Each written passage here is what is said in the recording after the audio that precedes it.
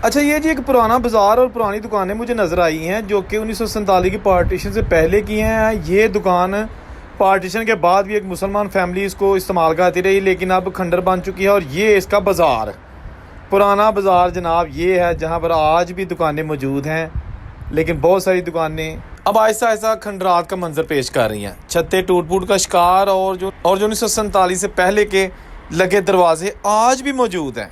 गो कि अब ये दुकानें बंद हो चुकी हैं, हमेशा के लिए बंद हो चुकी हैं। और ये रहे वो पुराने ताले, जो खैर इतने पुराने नहीं, लेकिन ये भी दुकान अरसा दराज से बंद है।